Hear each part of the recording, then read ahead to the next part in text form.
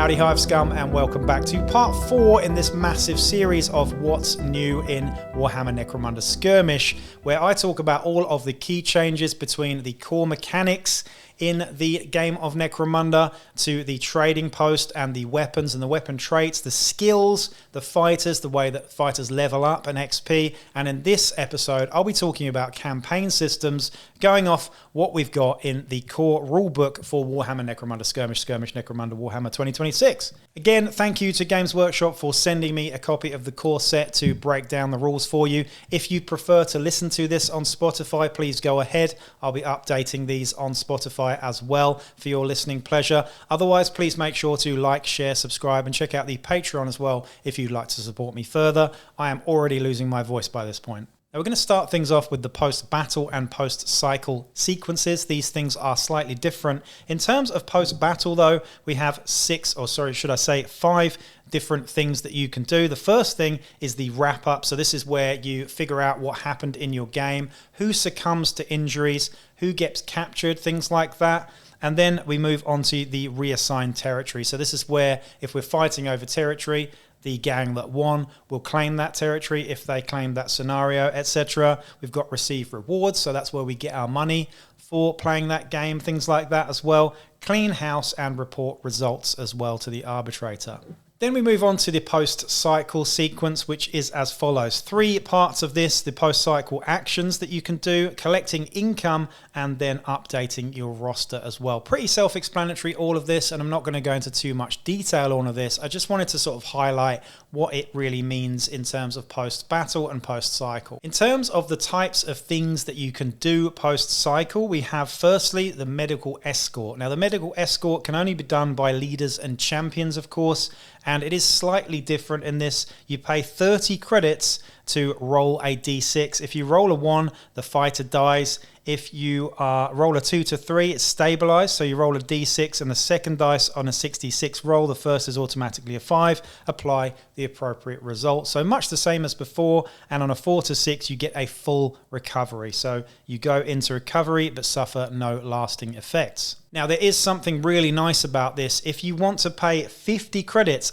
for every extra 50 credits prior to making this roll, you can adjust this by +1 to the roll. So if you add 50 credits to the mix here, you are avoiding the complications, meaning that your fighter will never die. So 80 credits for a fighter to never die, it's pretty worth it if you ask me. And it's a really nice way of taking the edge off. Like if you've got a leader who is going to die and doesn't roll a 66, this is guaranteeing that your leader doesn't die. So I think it's worth doing for 80 credits. That said, credits are harder to come by in this campaign and you're going to have less money generally. So 80 credits is a lot more than it sounds. The next one is fit bionics. And again, this is leaders or champions that can do this post-cycle action. Basically, you pay a set 50 credits to fix an injury on a fighter. Pretty simple. There's no more mundane bionics and all of that crap. Nobody used bionics before. It's now just 50 credits and you fix the injury. It's worth mentioning that the targeted fighter, so the one that gets fitted with bionics, can't do any post-battle actions themselves because they are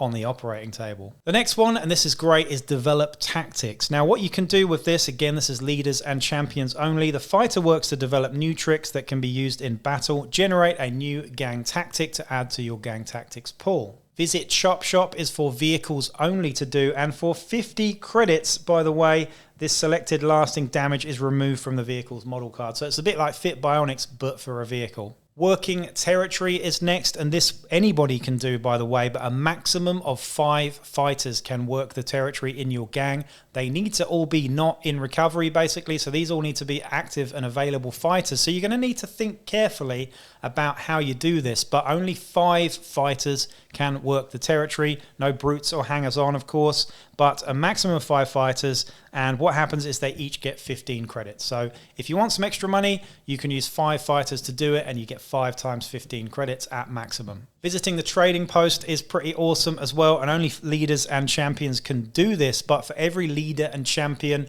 you get trading points. So what happens is your leader can get 2 trading points, each champion gets 1 trading point. So if you've got a total of 4 trading points, you can use all of those at the trading post. You could get 2 items worth 2 trading points each, or you could get 1 item worth 4 trading points, for example. Any that you don't spend are lost. Lastly, we've got a new thing which is flipping awesome if you ask me. You can train. So any model that is not sure what they want to do post-cycle, they can train and gain an extra 2 XP. Any model can do this. Brilliant. You then have collecting income, which is in more detail here. Each gang collects boons from each territory that they have. We're going to go through those in a minute. And you also get, additionally, each gang adds credits equal to 10 times their reputation to their stash. So whatever your reputation is, you get 10 times that added to your stash. So not a huge amount. If you've got, 2 rep, then you only get 20 credits. So there you go. Moving on to the actual campaign itself, the campaign that is presented in the core rulebook here is much the same as a Dominion campaign, basically. Very, very similar here in that you are gaining control and losing territories. You're fighting over territories. And each of these territories is slightly different now and slightly better, to be honest. But other than that, everything's pretty much the same in terms of organizing it. The arbitrator still has a role that is much the same as before, just sort of organizing things and figuring out when the start and end and downtime is in these types of campaigns as well. And in terms of winning the campaign, we have triumphs just the same as we did before. So you might get the most rep, you might get the most money, the most out of actions, things like that, just to reward different players for different things. Each player starts with their own settlement, just like in a Dominion campaign as well. And then you roll for the amount of territories in your campaign. So say, for example, you have 5 players in your campaign. It's recommended that you have 15 territories in your total campaign. There's a D66 table to select your territories as well, so you can do it randomly or the arbitrator could choose. In terms of the general sort of organization of your campaign as well, it is the occupation phase, which is usually 3 cycles, followed by downtime of 1 cycle and then 3 cycles of the takeover phase. Exactly the same as the Dominion campaign. The way that you also issue and accept challenges is exactly the same. The occupation phase, downtime and the takeover phase are all very, very similar. During downtime, each gang gains 250 credits to spend on new equipment from their gang equipment list and or to recruit new models during this post-cycle sequence. These credits must be spent and cannot be added to the gang stash. This is exactly the same as before during downtime, except I would say now that those credits will go a lot further. Going back to the triumphs of it, we have the Dominator, which is the most territories at the end of the campaign, the Slaughterer, which is the most out of actions. We've got the Creditor, the highest wealth, the Warmonger, the most battles fought, and the Power Broker, the highest rep by the end of the campaign as well. And your territories are pretty much the same as before, except now they actually have battlefield conditions. This is a vast improvement for me. You're not just fighting over a territory and playing a scenario that feels completely different. Your scenario is linked to the territory in a way that you're playing a battlefield condition as well. So what we're going to do is have a look at all of the territories available in this core rulebook for the core campaign. Right, now for settlement, this is the one that everybody gets. This territory grants 15 credits from this territory when collecting income, and also instead of gaining the income boon, the gang may choose to recruit a fighter with the ganger subtype for 25 credits less than usual. So you get a discount on recruiting, but if you just want money, it's 15 credits. Now the bullet den is as follows. You get 15 credits from this territory as well. Notice there are far less credits in this campaign, which is fantastic, I think.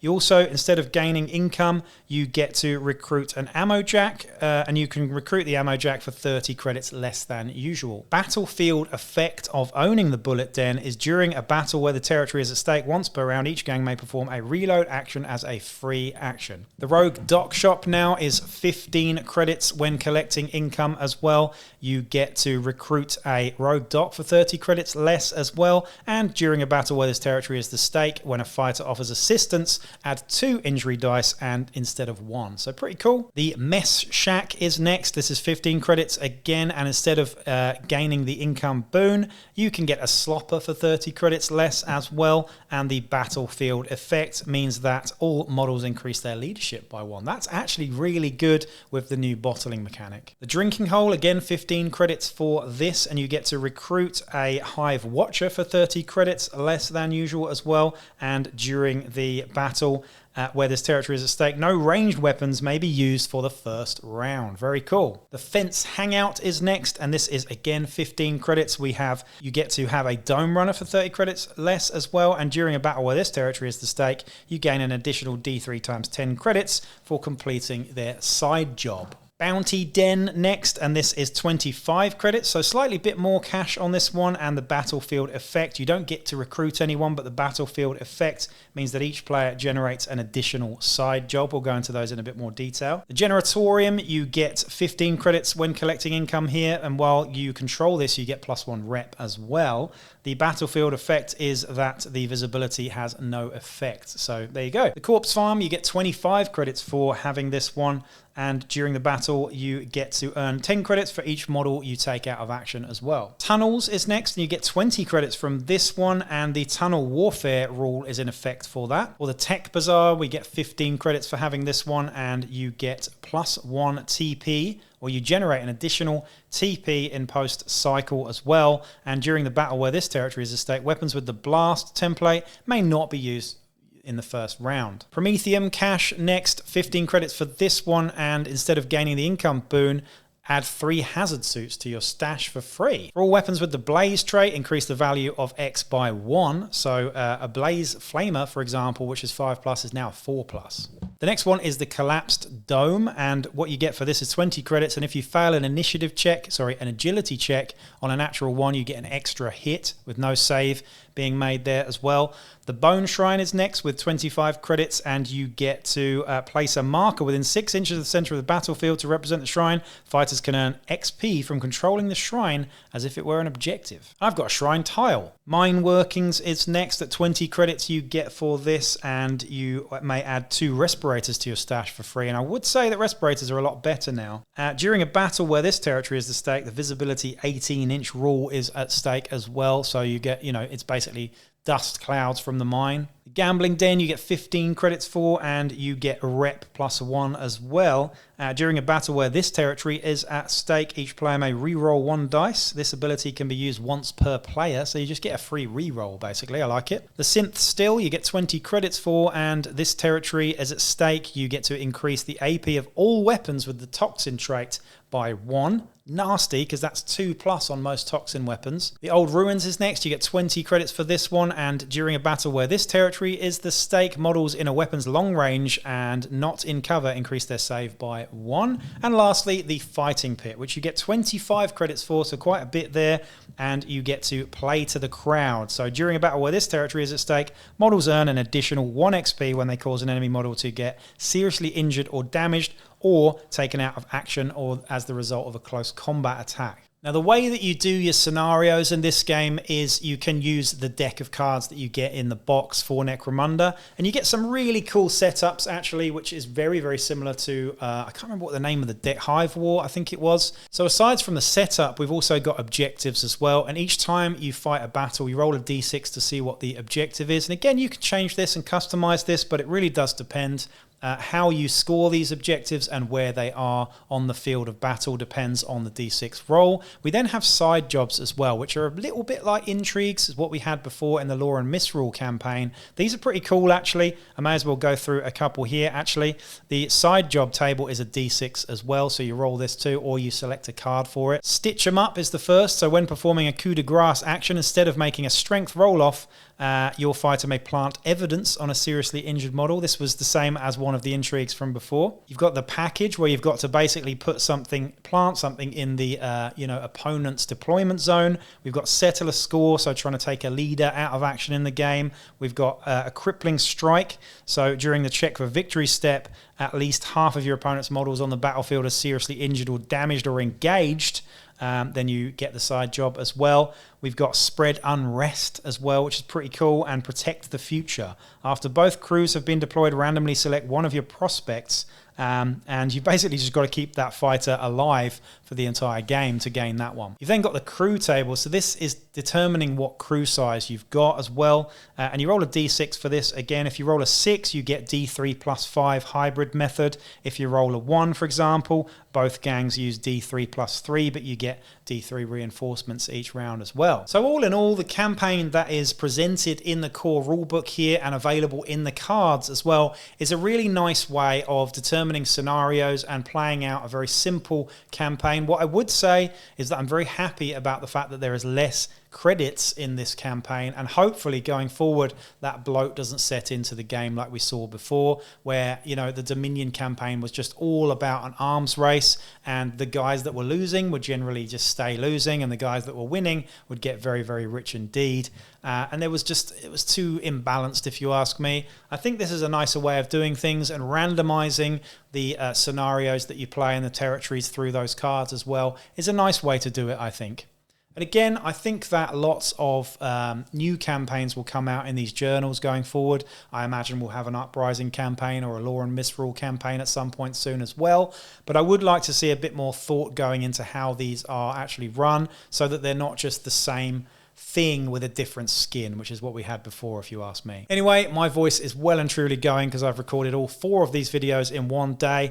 Now I have to set about having a bit of a rest, to be honest, because this is a lot of information to process. So I hope you enjoyed it anyway. Do comment down below, like, share, and subscribe, and, you know, check out the Patreon if you'd like to support me further as well. And I'll be back with another NECROMUNDA video real soon. Peace out.